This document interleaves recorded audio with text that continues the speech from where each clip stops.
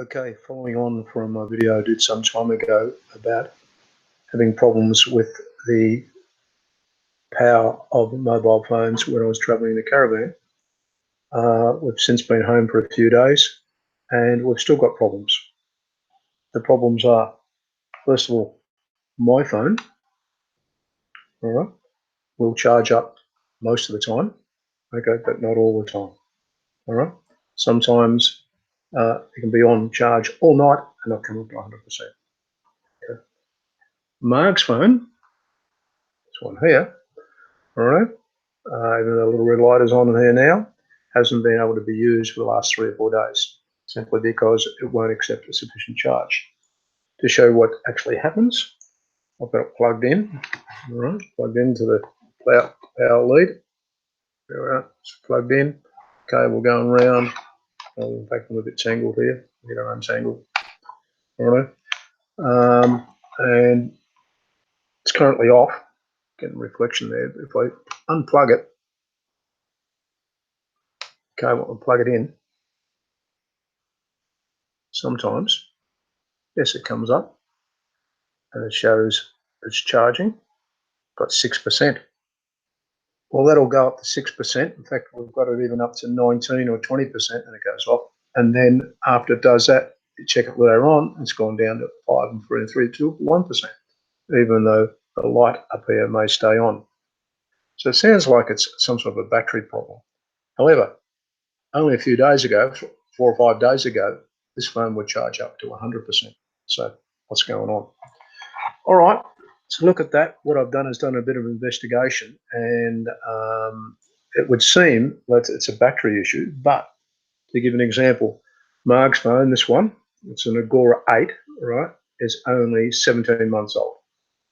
My one, my Agora 8 Plus, is a few days out of 12 months old. Okay, so why should these phones be packing in after only that amount of time? So I've done some investigation, and this is what I found out. To show you what I found out, I will share it, do a screen share. Share the whole screen. Okay, and go down to here and show you what the problem is. Okay, what I've discovered. Okay, when I find this, where am I? I'm on the wrong one. All right. So what I did some searching, and go back to this one, and try to find out about what the situation is in relation to effective mobile phones. I put in Australian consumer law non-removable phone battery. All right.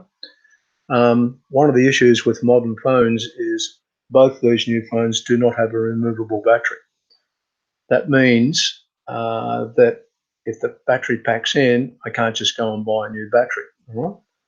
What it also means, though, under sort of the some sort of guarantee or something like that, they can't claim that the battery is a consumable part, because it's not consumable. You can't consume it, throw it away and buy another one, right? If the battery packs in, the whole phone can't be used, all right? So what I wanted to do is find out more about it. So I went to a couple of web pages. Let's have a look, and we found some when this comes up. Rightio, this one I read a whole lot of people going back and forth about, what should be covered under warranty, etc., and what should be covered under the consumer guarantee. And some people were saying, basically, one person who paid $744 for a phone, and that wouldn't charge up to more than 20. When it got down to 25%, it'd just go off. So sounds like the calibration of the battery wasn't working properly on that one. Okay, so some people were saying that, all right, it's just the battery and nothing you can do about it. But of course, the battery is an integral part of the unit now, so what you can do. All right, some other things that I got, other pages I've discovered were, for example, on this particular one, which is Whirlpool, it said the Australian consumer law says that the product has to be covered against defects for a reasonable period. I would argue that $1,000 phone it has to be to have its most critical component degrade within 2 years or fall short of that standard. And then they said this person's got an iPhone 6 that 22 months ago and it's still working. And they should ask for a replacement under the ACL, Australian Consumer Law. All right. So what else is there? Let's see some other things I found out about it. Okay. This one says my phone has a removable battery. What power options do I have? What's the best option for a premium handset? A removable battery, etc. Okay. Other things I went to and found out about. Let's look at this one. Mobile phone repair after warranty expired, consumer law. And this person asked the question, hey everyone, I was wondering if anybody had success with replacing a mobile phone under Australian consumer law after their warranty had expired. I was reading the other day that Australian consumer law allows us an expectancy that items will work for a reasonable period. My wife's phone has died after 13 months, one month out of warranty. I am wondering what my options are. I've heard stories about people getting warranty support out of up to 3 years due to consumer law. Just wondering if they are valid. Well, they're the only things I could find. I couldn't find anybody that said they'd taken stuff back after it was out of warranty and could get it under the consumer protection thing. So I went to the Australian Competition and Consumer Commission webpage, all right, and it said repair, replace, or refund. All right. If a product or service you buy fails to meet a consumer guarantee, you have the right to ask for repair, replace, or refund under the Australian consumer law. Remember, your entitlement will depend on whether the issue is major or minor. Okay. So minor are things like, it's got a rattle or something doesn't work or something like that. Major is, for example, the phones, you can't use them. All right. The interesting thing about the consumer guarantee, though, is there's no time limit on it. So you can have a product that's 50 years old. Well, it can't be 50 years old because the law only came in a certain date. I forget what date it is. They'll tell me later on. But what is the time limit?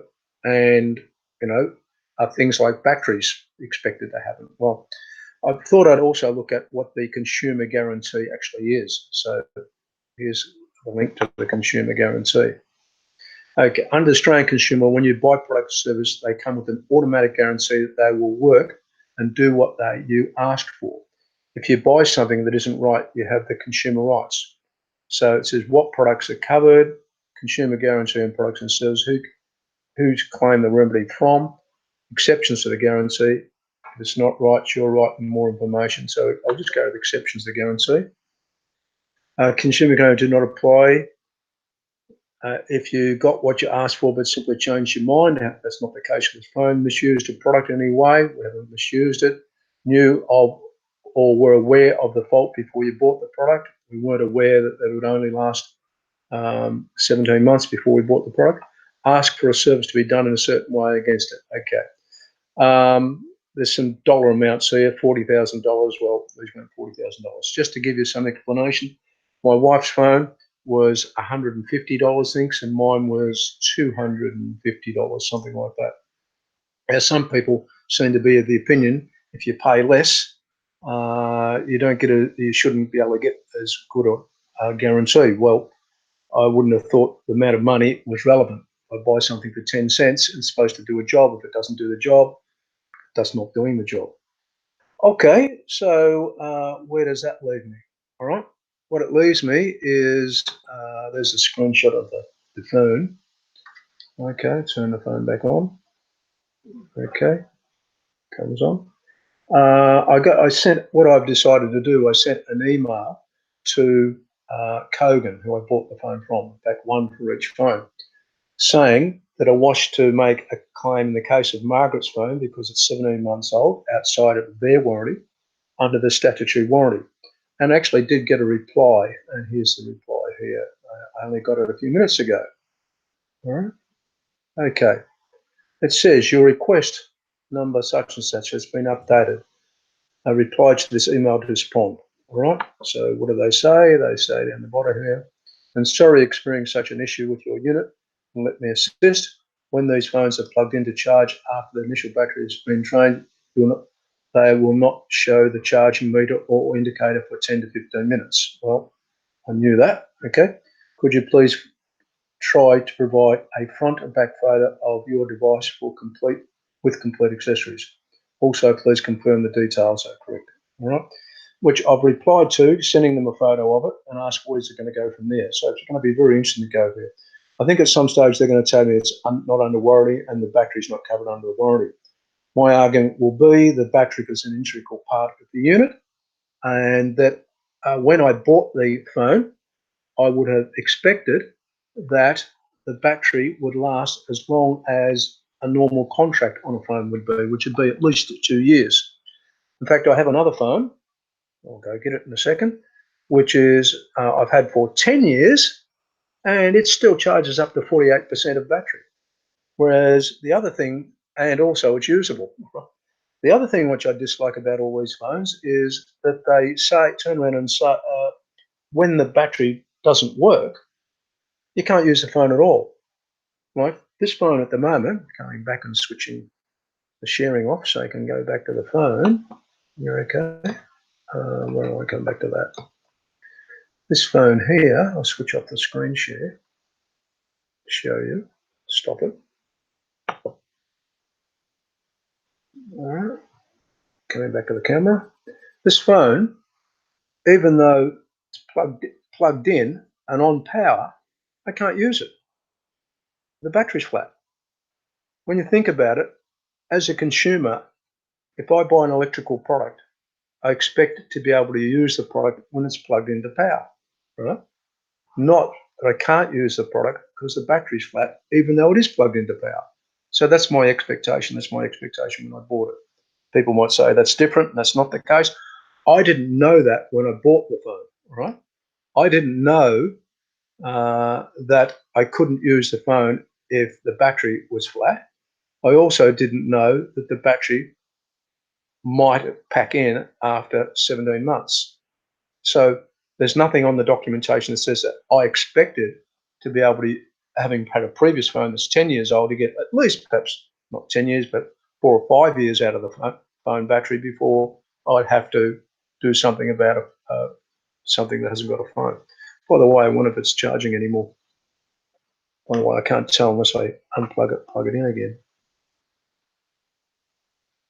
There, it's come up. It's now saying still 6%. It might even go up to, going up the other day to 19% and then started going down again. So, don't know. All right, so that's the situation with Australian consumer law. I would suggest to anybody definitely get themselves acquainted with Australian consumer law before they try and claim anything under a warranty, or think that because something is out of warranty that there's nothing they can do about it. If it's something that is a manufacturing fault, and I consider the software that's obviously driving these phones and to charge them, that's obviously saying don't charge the phone at all or something like that, is a manufacturing fault, the software firmware. So therefore, I expect it to be able to run for a couple of years, and it hasn't. I will keep you informed as to what actually rest happens with Kogan. Other thing I'll mention too, I read some more stuff about Australian consumer law in relation to motor vehicles.